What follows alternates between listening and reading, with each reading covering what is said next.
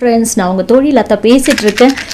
எனக்கு யாரோ கதை சொல்லி வளர்க்கலைங்க. ஆனால் என் குழந்தைங்களுக்கு நான் கதை சொல்லி தான் வளர்க்குறேன். கதை சொல்லலைன்னா என்னோட மகன் என்னை தூங்கவே விட மாட்டான். நேற்று ராத்திரி நான் இந்த கதையை சொல்லி தான் அவன்கிட்ட இருந்து தப்பிச்சேன். அது என்ன கதைன்னு நான் இப்போ உங்ககிட்ட சொல்கிறேன்.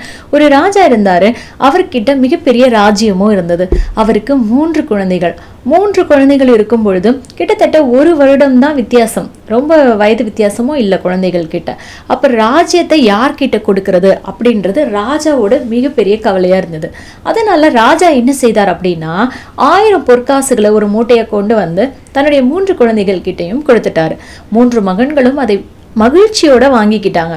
இதை நீங்கள் நல்லா செலவு பண்ணுங்க, 1 வாரம் கழித்து வாங்க, அதுக்கப்புறம் என்னோட விடையே நான் சொல்கிறேன் அப்படின்னு ராஜா சொல்லிடுறாரு. அதாவது ராஜ்யம் யாருக்கு தரப்போகிறேன் அப்படின்ற விஷயத்த சொல்கிறேன் அப்படின்னு சொல்லி அனுப்பிடுறாரு.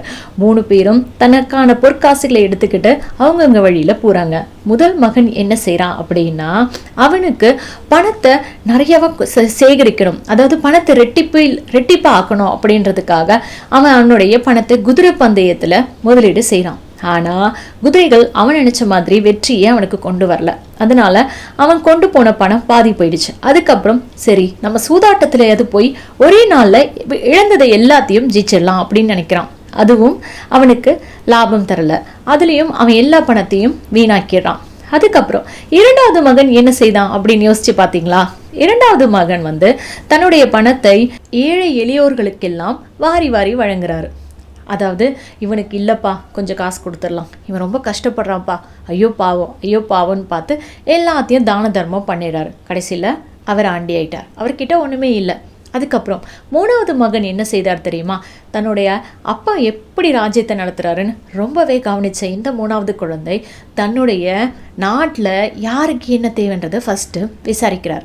அங்கே தூர்வாரப்படாமல் இருந்த குளத்தை தூர்வாரி அதை சரி செய்கிறாரு. அது மூலமாக அது மக்களுக்கு பலன் கொடுக்கும் அப்படின்றதுனால.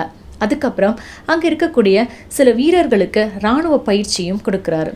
இந்த பயிற்சி கொடுக்கறது மூலமாக தன் நாட்டுக்கு இது உதவும், எல்லா விஷயங்கள்லையும் மக்களுக்கு எது பயன்படும், எது நாட்டுக்கு பயன்படும் அப்படின்னு தனக்குன்னு பார்க்காம நாட்டுக்காக யோசித்து சில காரியங்களை செய்கிறாரு. இப்படி செய்யும் பொழுது அவர்கிட்ட மீதி கொஞ்சம் காசும் இருக்குது.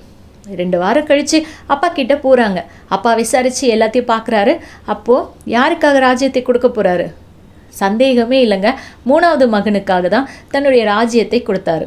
அப்படின்னு சொல்லும் பொழுது என்னோட குழந்தை சொல்கிறான், நானும் அந்த 3வது மகன் மாதிரி திறமையாக செயல்படுவேமா அப்படின்னு. ஒரு விஷயத்த நீங்கள் குழந்தைங்க கிட்ட சொல்லணும்னு ஆசைப்பட்டீங்கன்னா ஸ்ட்ரெயிட்டாக போய் தயவு செஞ்சு சொல்லாதீங்க. இந்த மாதிரி சின்ன கதைகள் மூலமாக சுற்றி வளைச்சி சொன்னீங்கன்னா, நேராக நீங்கள் பாயிண்ட் அவுட் பண்ணிங்கன்னா அவங்க ஏற்றுக்க மாட்டாங்க. சுற்றி வளைச்சி ஒரு கதையாக சொல்லும் பொழுது அந்த கதையும் அவங்க மறக்க மாட்டாங்க. அதில் வரக்கூடிய நல்ல விஷயங்களையும் அவங்க ஆழ் மனதில் பதிய வச்சுக்குவாங்க. நன்றி நண்பர்களே.